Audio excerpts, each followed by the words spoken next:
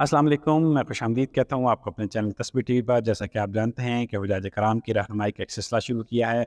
उसी सिलसिले के एक नए एपिसोड के साथ आज आपकी खिदमत में हाजिर हूँ। आज हम बात करेंगे मस्जिद नबवी सल्लल्लाहु अलैहि वसल्लम के बारे में। मदीना के अंदर मौजूद वो मस्जिद नबवी दुनिया की वाहिद मस्जिद है जो प्यारे नबी के सल्लल्लाहु अलैहि वसल्लम के नाम से मंसूब है। ये मस्जिद दुनिया के अंदर मौजूद 1.5 अरब से ज़्यादा मुसलमानों के लिए दूसरा सबसे मुक़द्दस तरीन मकाम है। ये ना सिर्फ दुनिया की दूसरी सबसे बड़ी मस्जिद है, बल्कि इसकी ये ख़ासियत है कि यहाँ पर दुनिया के 2 मुक़द्दस तरीन मकामात रोज़ा रसूल सल्लल्लाहु अलैहि वसल्लम और दूसरा जन्नत की क्यारी रियाज़ुल जन्नह मौजूद है।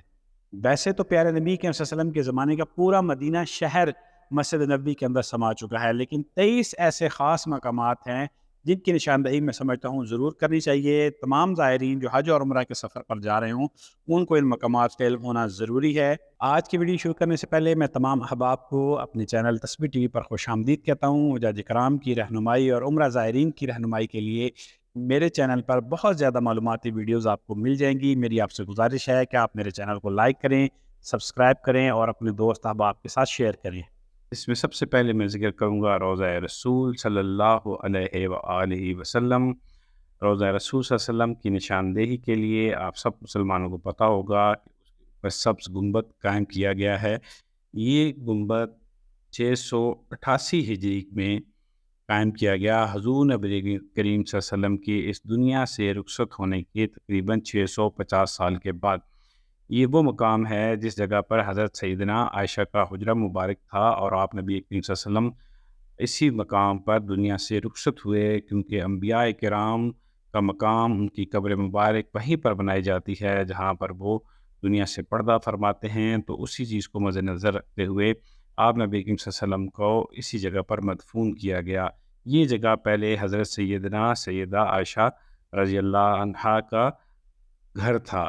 दूसरा ख़ास मकाम भी इसी जगह पर मौजूद है। रोज़ा रसूल सल्लल्लाहु अलैहि वसल्लम में हुजरा सैयदना आयशा के अंदर ही हज़रत अबू बकर सिद्दीक़ रज़ी अल्लाह ताला अन्हु की कब्र अनवर मौजूद है। आप प्यारे नबी सल्लल्लाहु अलैहि वसल्लम के पहलू में मदफून हैं।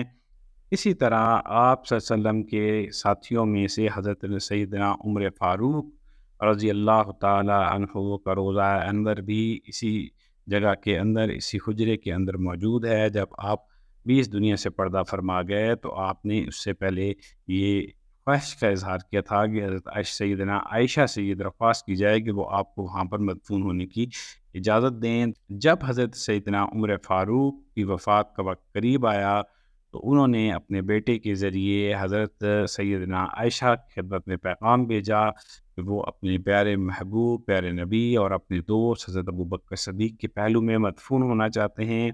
हज़रत सैयदना आयशा ने उनकी इस ख्वाहिश का एहतराम किया और वो जगह जो उन्होंने अपने लिए रखी हुई थी उसमें हज़रत उमर फ़ारूक रज़ी अल्लाह ताला अन्हु को मदफून होने की इजाज़त दे दी। एक और सबसे ख़ास मकाम रियाज़ुल जन्नह है जो मस्जिद नबवी के अंदर मौजूद है। प्यारे नबी करीम सल्लल्लाहु अलैहि वसल्लम ने इरशाद फरमाया था कि मेरे हुजरे और मेरे मिंबर के दरमियान का इलाका या एरिया जन्नत की क्यारियों में से एक क्यारी है। यहाँ पर 2 रकत नमाज नफल पढ़ना अफजल समझा जाता है। रियाज़ुल जन्नह की निशानदेही के लिए पहले यहाँ पर सब्ज़ कलर के कालीन बिछाए जाते थे। अब पूरी मस्जिद नबवी में सब्ज़ कलर के कालीन बिछा दी गए हैं। पहले यहाँ पर तमाम मुसलमानों की एंट्री थी, खुलेआम एंट्री थी, जो जब चाहे जाकर यहाँ पर नवाफिल अदा कर सकता था। लेकिन अब सऊदी हुकूमत ने नुस्ख ऐप के ज़रिए इसके अंदर जाने के दाखिले को बहुत महदूद कर दिया गया है। पहले ये था कि आप किसी भी वक्त जाकर यहाँ पर नवाफिल अदा कर सकते थे। अब आपको 1 साल के अंदर सिर्फ़ 1 मरतबा यहाँ पर दाखिल होने की इजाज़त है। मिंबर रसूल सल्लल्लाहु अलैहि वसल्लम वो मकाम है जहाँ पर हुज़ूर नबी के वसल्लम जुमे का खुतबा दिया करते थे और बाकी खुतबात भी इसी जगह पर दिया करते थे। महराब नबी सल्लल्लाहु अलैहि वसल्लम ये वो मकाम है जहाँ पर हुज़ूर नबी करीम सल्लल्लाहु अलैहि वसल्लम नमाज़ पढ़ाया करते थे। जब आप सल्लल्लाहु अलैहि वसल्लम का दौर था उस वक्त यहाँ पर कोई महराब कायम नहीं किया गया था।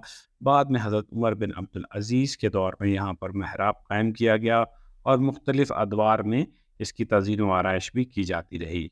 ریاض الجنہ سے ہی ملحقہ اصحاب صفہ کا چبوترا ہے۔ یہ وہ مقام ہے جہاں پر حضور نبی کریم صلی اللہ علیہ وسلم کے پیارے صحابہ بیٹھا کرتے تھے اور حضور نبی کریم صلی اللہ علیہ وسلم سے دینی تعلیمات حاصل کیا کرتے تھے۔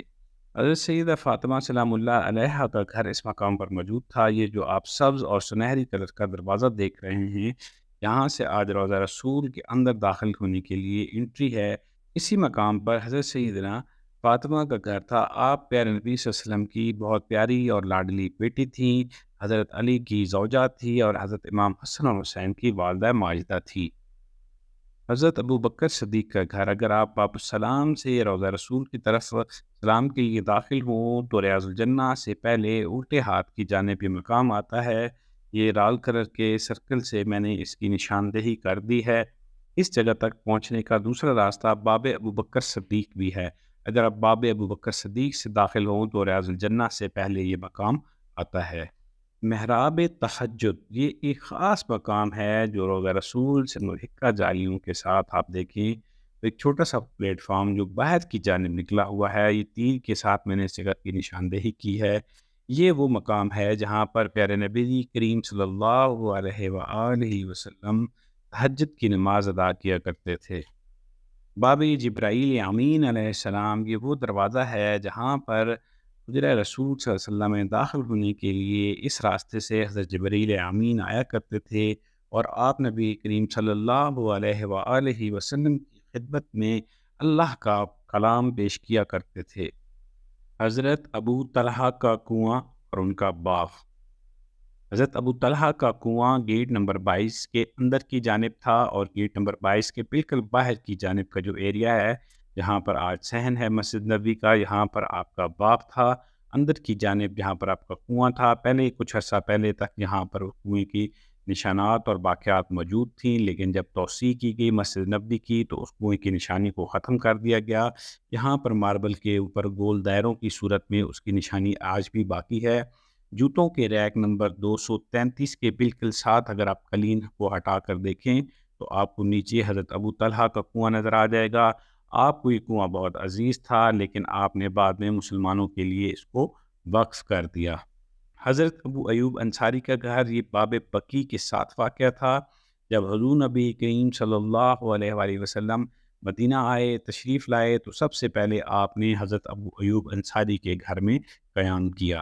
حضور نبی کریم صلی اللہ علیہ وسلم کے زمانے میں جب مسجد نبوی تعمیر کی گئی تو اس کی بلندی یا اس کی ہائٹ اتنی نہیں تھی، وہ کم تھی۔ مسجد نبوی کے اندر ریاض الجنہ کے اندر موجود پلرز کے اوپر سنہری رنگ کے جو کڑے بنے ہوئے ہیں، یہ اس چیز کی نشاندہی کرتے ہیں کہ اس وقت جب پیارے نبی صلی اللہ علیہ وسلم کے زمانے میں مسجد نبوی تعمیر کی گئی تو اس کی اونچائی اتنی تھی۔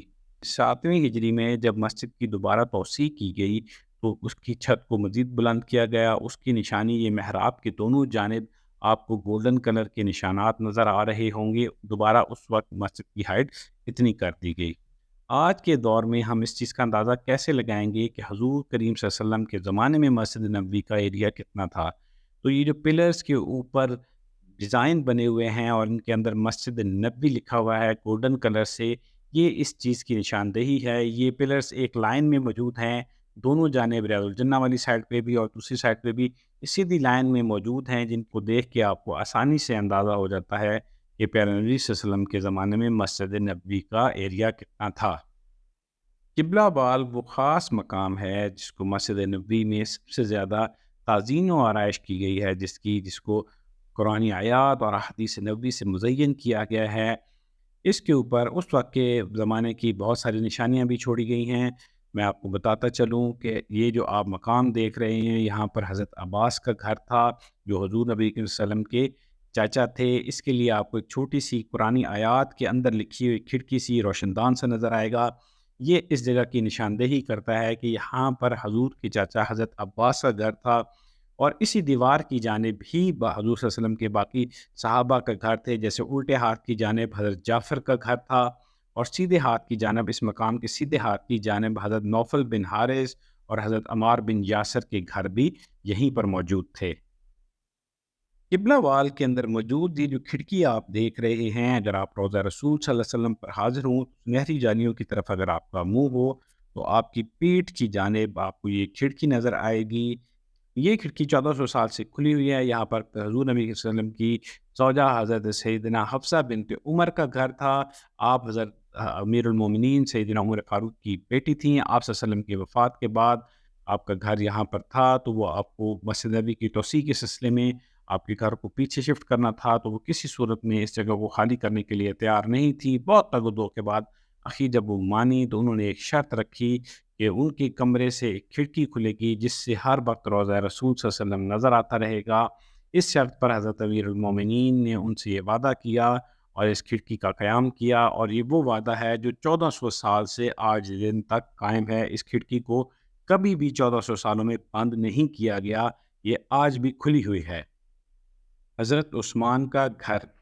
حضرت عثمان کا گھر باب جبرائیل سے ملحقہ علاقے میں تھا۔ یہ جو سرکل آپ دیکھ رہے ہیں اس جگہ پر حضرت عثمان کا گھر تھا، اور اس کے ساتھ یہ جو ایریا ہے جہاں پر مسجد کی بلڈنگ ہے، یہاں پر حضرت خالد بن ولید کا گھر تھا۔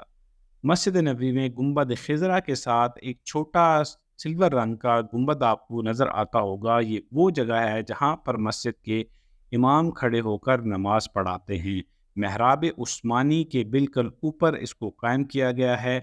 اس کے علاوہ بہت سے چھوٹے چھوٹے سلور کلر کے گنبد آپ کو نظر آئیں گے۔ پرانے وقتوں میں جب لاؤڈ سپیکر کی سہولت نہیں ہوتی تھی تو اس طرح کی کنسٹرکشنز کی جاتی تھیں جس سے آواز کو زیادہ دور تک پھیلایا جا سکے۔ یہ جو چھوٹے چھوٹے گنبد ہیں اسی مقصد کے لیے بنائے گئے تھے تاکہ اذان کی آواز دور تک جا سکے۔ نماز جنازہ کی جگہ یہ وہ مقام ہے جہاں پر حضور صلی اللہ علیہ وسلم جنازہ پڑھایا کرتے تھے۔ عثمانی حکومت نے یہاں پر باؤنڈری وال قائم کر کے نشاندہی کی ہوئی تھی، جبکہ سعودی حکومت نے اس کو مکمل طور پر بند کر کے اسٹور بنا دیا ہے۔ اس اسٹور کے اندر مسجد کے اے سی کے یونٹس اور باقی ضرورت کا سامان رکھا جاتا ہے۔ یہ وہ مقام ہے جہاں پر حضرت سیدنا عمر کو نماز کے دوران خنجر مار کے زخمی کیا گیا تھا، اور آپ ان زخموں کی تاب نہ لاتے ہوئے شہید ہو گئے تھے۔ جی، آج کی ویڈیو میں ہم نے مسجد نبوی کے اندر موجود خاص مقامات کی نشاندہی کی۔ اگلی ویڈیو میں انشاءاللہ آپ کو شہر مدینہ اور اس کی گرد و نواح میں خاص مقامات اور مدینہ کی زیارات کے بارے میں بتاؤں گا۔ میری آپ سے گزارش ہے کہ آپ جانے سے پہلے میرے چینل کو لائک کریں، سبسکرائب کریں اور اپنے دوست احباب کے ساتھ شیئر کریں، اور کمنٹ باکس کے اندر اپنی قیمتی رائے کا اظہار ضرور کیجیے۔ اللہ حافظ۔